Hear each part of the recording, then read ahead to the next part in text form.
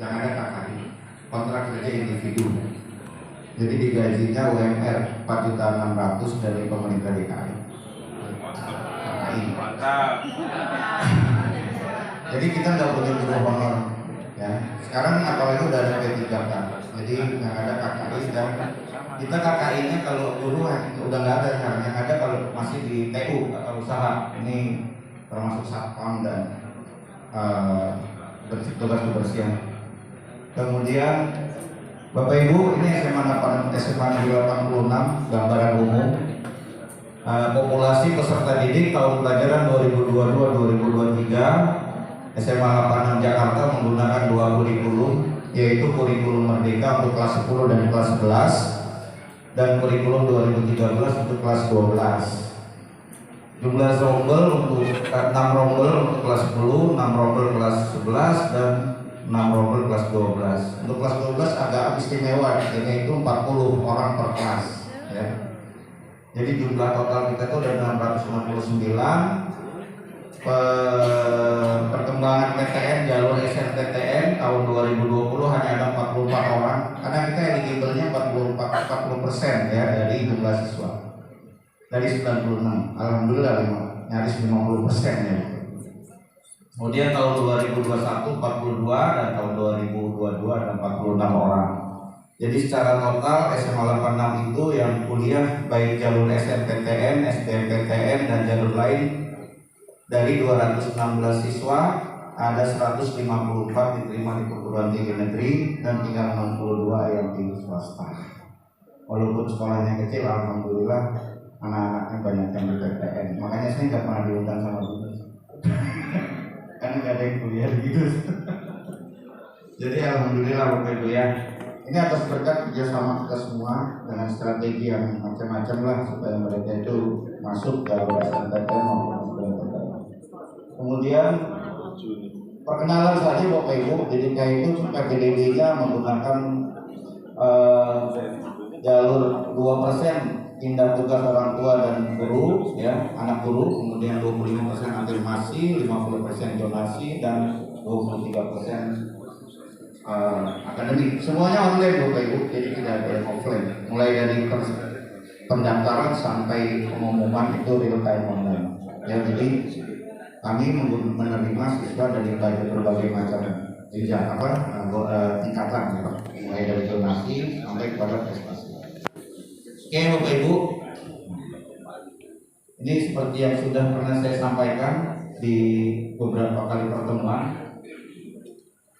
Oh iya, mungkin tahun ini ada yang baru mau melaksanakan kurikulum Merdeka ya Bapak Ibu? Ada ya? Benar? Angkat tangan. Oh banyak ya? Bapak Ibu berarti sih ini kalau nggak saya lewatin, saya ulang. Ya, ini saya ulang.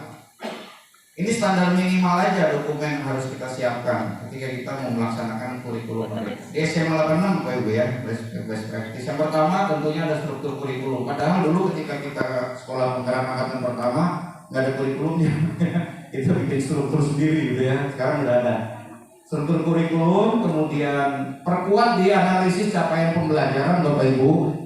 Ini diperkuat, benar-benar diperkuat. Jadi kalau Bapak Ibu dari bagian ini mau diperkuat, ini dulu perkuat. Karena sehebat apapun kurikulum yang kita jalankan, kalau ini nggak kuat, bubar itu. Ya, ini di mana adanya di guru Bapak Ibu. Ya. Manfaatkan MGMPS, musyawarah guru mata pelajaran di sekolah. Kalau guru biologinya ada 3, maka yang 3 itu dimanfaatkan untuk menganalisis. Namanya analisis capaian pembelajaran. Produk dari analisis capaian pembelajaran itu adalah tujuan pembelajaran. Apabila tujuan pembelajarannya itu bagus, insya Allah pembelajarannya juga akan mengikut. Kenapa? Karena evaluasinya, asesmennya tergantung dari TP yang kita susun gitu. Kalau TP yang kita susun, umpamanya peserta didik dapat menyebutkan nama-nama burung, ya maka nanti di sana itu soalnya di asesmen juga seperti itu, sebutkanlah nama-nama burungnya, sederhana. Tapi kalau di sininya sudah mulai pada level 3, ya Bapak Ibu, insya Allah kedepannya itu di asesmennya lebih bagus. Makanya perkuat di sini pesan saya satu. RPP modul ajar, ya ini biasa lah bagi guru ya, sudah hatam lah menyusun RPP modul ajar. Kemudian panduan pembelajaran, Ini tugasnya Wakakur nih, bapak-bapak Wakakur. Ini tugas buat panduan pembelajaran. Kalau sambil diskusi lah dengan teman-teman. Kan ada forum Wakakur se-Kabupaten Bekasi ya. Kalau di DKI kan ada tuh forum Wakakur. Ada forum kesiswaan. Kebetulan saya ketua forum kesiswaan dulu, Pak. Kita juga kesiswaan, Pak. 2 periode pas saya kesiswaan. Ya. Tapi narasumbernya kurikulum. Bapak Ibu, panduan pembelajaran dan asesmen, kemudian panduan proyek penguatan profil belajar Pancasila nanti akan disampaikan oleh Ibu Widya dan Pak Setio. Jadi di 86 itu ada PIC, kita kasih nama PIC-nya project. Jadi semuanya yang ngurusin project orang itu ya, beliau. Jadi bukan semuanya yang Wakakur ngurusin project, Wakakur ngurusin PAT, Wakakur ngurusin PAS, Wakakur ngurusin semuanya di Wakakur. Bikin jadwal, kita bagi-bagi. Nah, jadi di sini ada nanti kayak PIC-nya, kemudian kurikulum operasional. Jadi ini Bapak Ibu standar minimal. Benar tadi Pak dari Pak Nurdin ya, bahwa kurikulum ini dalam rangka pemulihan pembelajaran, benar itu Bapak Ibu ya. Di kelas 10 peserta didik menyiapkan diri untuk menentukan pilihan mata pelajaran di kelas 11. Ini yang sering salah Bapak Ibu. Guru kelas 10-nya itu terlalu terlalu apa ya di kelas 10. Jangan terlalu kenceng lah. Perkenalkan dulu saja, karena kelas 10 itu orientasi. Dalam rangka apa? Dalam rangka pemilihan mata pelajaran. Makanya sering saya bilang mata pelajarannya susah, ngajarin nggak enak, sering nggak masuk, ntar nggak dipilih. Kalau nggak dipilih ngambek, gitu. Yang disalahin kepala sekolah. Ini tantangan juga Pak sebenarnya Pak bagi kita kepala sekolah. Bagi saya ini tantangan. Tapi kalau di kita yang nentuin, nggak maju-maju tuh nanti teman-teman. Saya selalu mengingatkan kepada teman-teman Bapak Ibu, ngajar di kelas 10 itu yang asik. Kenapa? Dia nggak dapat sosiologi di SMP. Tiba-tiba ngajar sosiologi, dia nggak dapat kimia di SMP, tiba-tiba ngajar kimia. Perkenalkanlah kimia itu apa? Kan nggak ada Pak SMP kimia, baru masuk IPA adanya. Kenalkan sosiologi itu asik anak-anak, jangan tiba-tiba udah kencang duluan. Karena sifatnya di kelas 10 di kurikulum Merdeka itu adalah menyiapkan diri untuk menentukan pilihan mata pelajaran di kelas 11. Apa mata pelajarannya di kelas 10? Sama dengan di SMP. Makanya saya sering bilang sebenarnya anak-anak sekarang itu SMP-nya 4 tahun. 3 tahunnya di SMP, 1 tahunnya di SMA 1 Babelan. SMA 3, ya saya benar SMA 3 ya. Jadi mata pelajarannya sama kan? Itu kita sebut dengan fase E. Kemudian begitu dia ke kelas 11, Bapak Ibu di fase F. Fase F ini ada 2 jenjang nih, ada 2 level, kelas 11 dan kelas 12. Jadi kita sering menyebutnya kelas 11 dan 12 berada dalam satu fase. Ada yang nanya gini, boleh naik gak? Boleh gak naik gak dari kelas 10 kelas 11? Boleh Pak, kan beda fase. Kuncinya siswa dinyatakan tuntas apabila sudah menyelesaikan satu fase. Ya, kelas 11, kelas 12 satu fase nih. Guru kelas 11 naik, anak-anak kelas 11 naik ke kelas 12, gurunya ikut naik. Kan satu fase. Kalau Bapak Ibu kelas 11 selesai, dipindah ke kelas 10, berarti Bapak Ibu ngajarnya baru setengah fase. Guru kelas anak-anak naik ke kelas 12, ibu gurunya naik, wali kelasnya naik. Jangan diacak-acak lagi Pak. Oh mau? Oh ya. Bagaimana kalau seandainya gurunya itu pindah, ganti dengan guru yang lain? Serahkan catatan-catatan kita kepada anak kita, guru yang baru. Makanya sering disebutkan gini, di kurikulum Merdeka setiap guru mempunyai catatan-catatan setiap siswanya. Nah, tanya gurunya, punya nggak catatan? Di kurikulum Merdeka setiap guru memiliki catatan-catatan setiap siswanya. Saya guru fisika kebetulan. Adakah guru fisika di sini? Bahkan Wakakur, nggak apa-apa. Saya naik kelas 11. Begitu naik ke kelas 12, saya diganti oleh Bapak. Maka saya memberikan catatan-catatan anak yang saya ajarkan tadi. Pak, ini catatan saya. Itulah Bapak Ibu mulailah membiasakan diri memiliki catatan. Pak, Bapak ngomongnya teori doang. Tanya aja apakah di sini saya kasih mana nih Pak? Bu Isti, saya kasih buku besar kan satu-satu. Buku besar Pak, saya kasih. Bukan buku kecil. Kalau buku kecil kita ngomong sama kepala sekolah ya. Kalau buku kecil taruhnya di tas, nggak kelihatan demo kamu. Kalau buku besar mau ngajar, Bu Isti mau ngajar mana? Perlu apa? Buku catatan mana? Iya Pak lupa. Kelihatan Pak, gede di kantin. Gede Pak di kantin. Ya. Untuk apa Pak buku catatan itu? Bapak Ibu tahu nggak rapat proyek? Rapat proyek itu semuanya kualitatif. Bagaimana kita mendeskripsikan anak-anak itu kalau kita nggak punya catatan yang mana? Sehingga ketika ada orang tua bertanya, bagaimana Bu perkembangan anak saya? Ya begitulah Pak. Begitulah Pak, karena kita nggak punya catatan. Tapi kalau Bapak Ibu punya catatan, buka catatan anak-anak itu. Ya, Bapak Ibu korbankanlah sedikit, satu guru satu buku, satu guru satu buku, samain Pak bukunya. Kenapa? Supaya kita kalau sekolah kontrolnya gampang.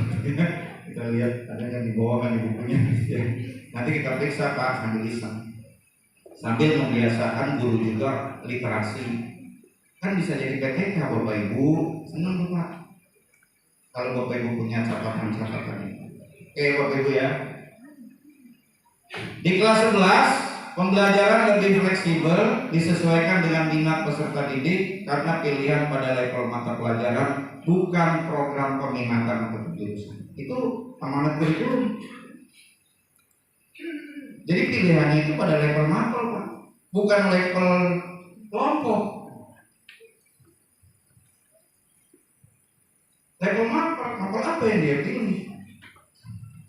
Makanya tadi yang heran ada yang pilih biologi, sosiologi gitu kan? Nggak bisa. Kalau kita main terap, nanti bermasalah Bapak. Orang tua murid sekarang pintar-pintar Pak. Ini saksi, ada anak bikin angket, mau cita-citanya mau ke kedokteran, tetapi sekolah nggak merekomendasi biologi. Wah, datang kok orang tuanya ke sini, saksi nih. Tapi saya coba dicek lagi, dicek bener Pak. Dia mau ke kedokteran, kasih biologi. Karena orang tuanya minta. Anak saya kan mau ke kedokteran, kenapa nggak dikasih biologi? Coba cek angketnya, gimana angketnya? Wih benar biologi. Kasih. Jadi orang tua sekarang udah cerdas Pak. Makanya di sini minat, bakat dan kemampuan 3 Pak. Levelnya apa? Jenjangnya dulu. Minatnya dulu. Jangan nilainya dulu Bapak Ibu ya. Minatnya dulu. Kemudian bakat, baru kemampuannya. Ya, kita cek. Di kelas 11 dan 12 peserta didik mengikuti mata pelajaran dari kelompok mapel umum ya dan memilih mata pelajaran dari kelompok yang lain. Jadi ada mata pelajaran umum wajib diajarkan. Di sini ya Bapak Ibu. Ya, di kurikulum merdeka. Kita lagi ngomong kurikulum merdeka kan. Nah, jadi di kelas 11 fase F, di kelas 12 fase besok ada fase kelas 11, ada fase kelas 12. Besok ada anak kelas 12 remedial materi kelas 11. Nggak pernah terjadi itu di kurikulum 2013. Kan satu fase nih. Selama dia belum selesai satu fase, maka dia belum bisa dikatakan tuntas. Dan selama dia masih berada dalam satu fase, maka dia masih diberi kesempatan untuk remedial. Makanya Bapak Ibu kalau nggak mau remedial, di rapotnya jangan di checklist yang belum mampu. Ketika yang sebelah kiri Bapak Ibu checklist ya mampu menerapkan konsep-konsep tentang keanekaragaman hayati. Checklist lagi yang sebelah kanan masih perlu bimbingan pada materi tentang virus. Udah, selama itu Bapak Ibu harus ngasih remedial tentang virus. Gitu ya. Oh berarti di semester 2 masih boleh? Boleh Pak. Sebelum dicetak rapot remedial. Kalau udah dicetak ya apa gunanya? Ya, jadi nanti kan kita udah bagi di kemarin semester 1 yang sudah melaksanakan IKM. Nah, Bapak Ibu kasih di tengah Mewakakur kasih informasi ke teman-teman. Bapak Ibu, batas akhir remedial bulan Mei tahun 2023. Kenapa? Karena saya mau nyetak rapot. Ya, batas akhir kita udah kasih. Batas akhir remedial semester 1 bulan Mei 2023. Kenapa? Bulan Juni kita menyetak rapor. Itu ya Bapak Ibu ya. Jangan kita menyetak rapor udah dicetak dia baru remedial, baru diinput perubahan. Nah, ini masalah lagi nanti nggak kebaca masih. Oke ya, lanjut ya. Nah, prinsip dasar kurikulum yang dilewatin Bapak Ibu. Yang pertama apa? Satuan pendidikan dapat mengorganisasikan muatan mata pelajaran pada kegiatan intrakurikuler sesuai dengan karakteristik mata pelajaran. Itu yang kita sebut dengan sistem reguler, sistem blok, sistem tematik. Bebas Pak. Konsekuensi dari merdeka, konsekuensi dari kata merdeka itu sangat besar. Tadinya saya, ini Mas Menteri kok kurikulum merdeka kayaknya aneh banget nih. Kayak ibu kota Nusantara gitu, kayaknya aneh. Karena belum terbiasa ya. Tapi ada konsekuensi loh. Kurikulum merdeka, oh pantas aja kita dikasih jamnya per tahun bukan per minggu. Konsekuensi dari merdeka, maka guru dikasih jamnya per tahun, jam pelajaran per tahun. Kenapa? Kita bisa mengelola materi pelajaran itu dalam 1 semester saja atau 2 semester. Kemudian sekolah diberi keleluasaan untuk menentukan kriteria kenaikan kelas. Kalau di kurikulum 2013 kan kriteria kenaikan kelasnya udah jelas Bapak Ibu ya. Siswa dinyatakan naik kelas jika 1. Memiliki nilai sikap minimal baik. 2. Hanya boleh mengandung 2 mata pelajaran yang tidak tuntas. 3. Kita yang nambahin ini. Kehadiran 90% sekolah nih main di sini kan. Di kurikulum merdeka nggak bakalan Pak kita belum ada kriteria, kagak bakalan dikasih. Kenapa? Karena namanya merdeka. Jadi apa? Sekolah memiliki keleluasaan untuk menentukan kriteria kenaikan kelas dengan memperhatikan indikator-indikator. 1. Kemajuan belajar. Uraikan apa nih kemajuan belajar? Sekolah bikin 1 nilai minimalnya umpamanya 80, terserah. 2. Mengerjakan proyek penguatan profil pelajar Pancasila. 3. Prestasi non-akademik. 4. Kehadiran. Sekolah apa yang nentuin? Ya, nanti kita sampai di sini. Yang kedua, satuan pendidikan dapat memilih pendekatan pembelajaran. Nah, pendekatan mata pelajaran, tematik dan blok. Bapak Ibu rata-rata masih pendekatan mata pelajaran. Belum ada yang berani blok karena asing. Kita waktu pertama kali menerapkan kurikulum itu udah berani. Gimana nih bloknya ya? Aneh. Bu, WA Karena saya udah blok Pak. Kelas 10 kita blok tadinya 15 mapel menjadi 11 mapel. Kelas 11 tadinya 10 tambah 14 jadi 9. Jadi anak kelas 11 kami itu belajar 9 mapel aja tiap hari setiap minggu. Karena udah kita blok. Paling enggak? Paling Pak. Rata-rata kalau ngomongin kurikulum merdeka, pertanyaan itu urusan perut. Bukan urusan bagaimana kurikulum bisa diterapkan atau enggak. Pak, kalau kurikulum merdeka diterapkan, sertifikasi saya terjaga enggak? Perut nih. Rata-rata itu Pak yang ditanya. Benar, pertama itu. Bapak, ini rejim kurikulum. Wah, pernah tuh di sekolah ibu. Orang kota. Ganti menteri, ganti kurikulum. Mundur lagi di pembahasan saya gitu ya. Udahlah kita jalanin aja dulu ya.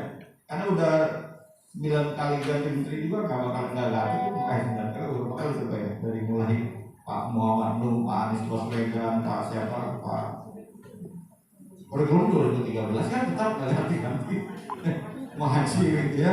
Jadi gak ganti-ganti sebenarnya. Cuma revisi. Benar Pak, 2024 akan dikaji ulang direvisi ya. Satuan pendidikan dapat mengorganisasikan proyek penguatan profil pelajar Pancasila secara terpadu atau simultan. Silakan Bapak Ibu ini disesuaikan. Nah, prinsip yang keempat, ini Bapak Ibu, poin penting nih. Kurikulum merdeka tidak menerapkan penjurusan, peminatan atau paket. Nanti di bonek salah kita tahu. Itu jargon pertama Mas Menteri yang mengatakan kehebatan kurikulum ini adalah tidak mengenal penjurusan dan peminatan. Jadi anak masuk tidak ada lagi penjurusan. Kenapa? Anak milih IPA belum tentu dia suka kimia. Dia sukanya cuma biologi doang sama fisika. Anak milih IPS belum tentu dia suka ekonomi. Bisa jadi dia cuma suka sosiologi atau geografi. Tapi selama 3 tahun dia harus belajar ekonomi. Selama 3 tahun dia harus belajar kimia. Padahal dia nggak suka. Makanya Bapak Ibu ketika masuk udah nggak usah dikasih jurusan, bebasin aja dulu. Begitu masuk ke kelas 11 baru dia milih. Si Naura itu saya tanya, kenapa kamu ngambil fisika? Nggak suka Pak. Dan yang nanya kepala sekolah ini guru fisika. Ya, jadi itu Bapak Ibu ya, memang nggak suka ya susah mau diapain. Di fase E peserta didik menyiapkan diri untuk menentukan pilihan mata pelajaran di fase F. Bapak Ibu, ini saya lewatin Bapak Ibu ya. Bagaimana sih urut-urutannya? Nih, urut-urutannya. Pak Una.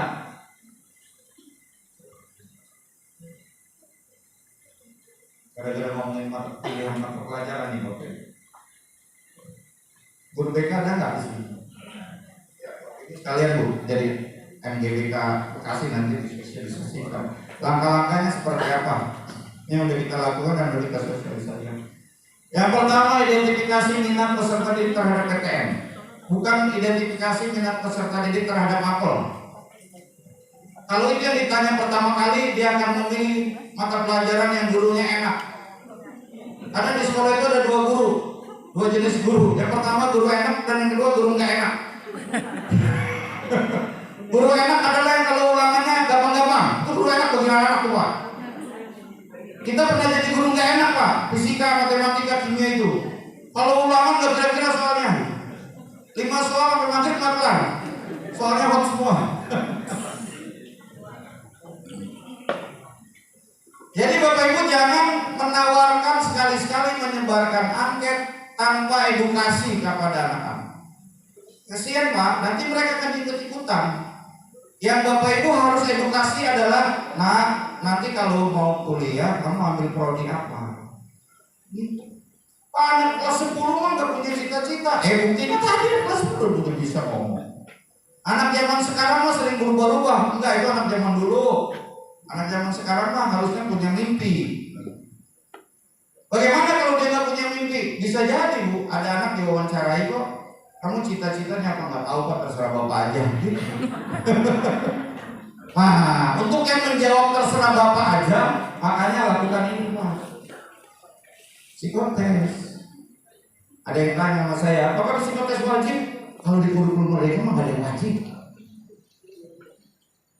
Sesuai. Apalagi kalau udah masuk ke proyek Pak, proyek penguatan profil pelajar Pak. Setiap sekolah beda-beda Pak cara ngerjainnya. Tapi tujuannya satu, pendidikan karakter. Kalau udah proyek udah bebas, ya. Oke ya, jalur jika perlu lakukan psikotes. Untuk apa? Untuk minta saran pada psikolog. Anak ini kalau sudah tamat mau diajar dimasukkan kemana dia? Saya sudah ya psikotes kelas 10. Tinggal buah. Kemudian yang ketiga, baru pemilihan mata pelajaran menggunakan angket. Ini udah jelas, baru angket. Yang keempat, pemetaan dan analisis ketersediaan SDM. Benar Bapak Ibu, setelah kita petakan dapat kita nanti. Seperti ini nih. Tadi di atas. Saya udah dapat nih untuk yang sekarang. Nih. Fisika, jumlah pemilih 43 orang. Kelasnya 2 rombel. Guru mata pelajarannya Pak Setio, nanti yang kasih materi.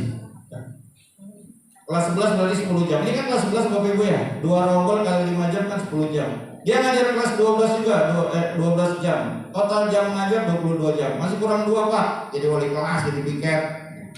Selesai Pak, sinkron, sertifikasi cair. Ada urusannya sertifikasi Pak, urusan jam. Ini kehebatan wakakur nih Pak. Jangan wakakurnya belum apa-apa udah nyerah sama kepala sekolahnya. Bu, saya nggak kokoh, misalnya nggak nih. Ibu ini protes mulu.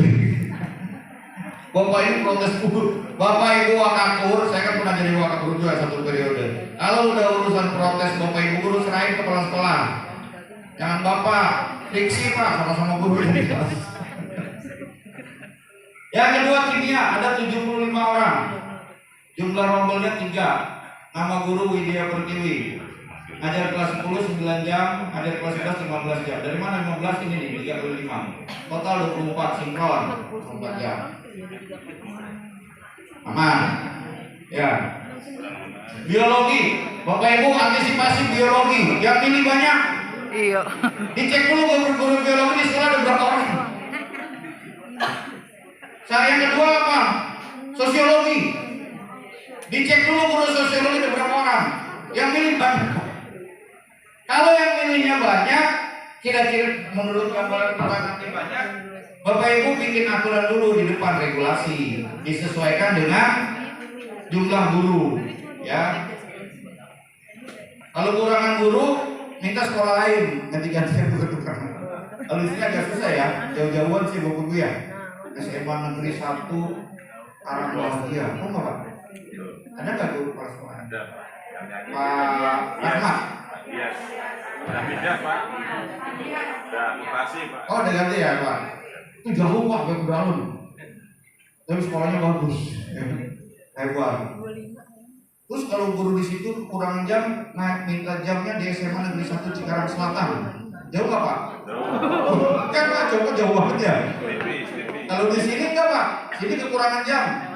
Ini dapat 34 tuh buduin kan guru saya kekurangan jam. Udah salah saya Pak. Saya naik motor sebentar sampai Cilandak ya. Balik lagi. Ya lebih dekat kalau di sini memang ya. Jadi gimana caranya kalau kekurangan jam kasih tugas lain. Biologi 107, matematika tingkat lanjut. Wah, ada yang milih juga nih, 45 orang. Ya. 2 rombel. Jumlah jamnya 10 berarti. Yang ngajar Pak Isnoto berarti 22 jam sisanya. Alhamdulillah ini sudah kita petakan dapat. Ya tapi dikatakan kayak gini dulu Pak. Guru ini, guru yang mengajar di mata pelajaran pilihan diprioritaskan dulu nih. Kita lihat cocok nggak dia jumlah jamnya. Ya. Karena proses setelah ini akan ada moving plan. Oke ya, kita lanjut ya. Kita lanjut ke ini contoh angketnya. Angket pemilihan mata pelajaran nomor 3. Ini contohnya. Ini ya Bapak Ibu. Saran psikolog agrobisnis. Pemasaran. Apa nih? Administrasi. Minat nggak ada. Nah ini siswa yang punya minat. Ya, siswa yang punya minat. Mata pelajaran pilihan fisika, kimia, biologi, matematika tingkat lanjut dan seterusnya. Yang dia pilih ekonomi, geografi, sosiologi, bahasa Indonesia tingkat lanjut. Padahal fisika udah di atas nggak dipilih juga. Pak nggak laku. Susah Pak katanya. Pak, Bapak ngajar fisika kelas 10. Teman-teman yang kepala sekolah ngajar. Kelas 10 udah ngajar kan Pak? Udah enggak ya sekarang Pak. Bapak Ibu kasih tahu ke guru-gurunya yang mengajar itu. Ya itu tadi kalau ngajar kelas 10 jangan aneh-aneh. Kasih yang asik-asik aja. Matematika asik Bapak anak-anak. Kamu kalau belajar matematika hidup kamu kekurang 25% dalam kenyataannya. Itu aja Pak. Supaya dipilih. Fisika itu asik, gitu ya. Apapun yang kita kerjakan dalam dunia ini semuanya berbau fisika. Ambil fisika ya. Wah, begitu.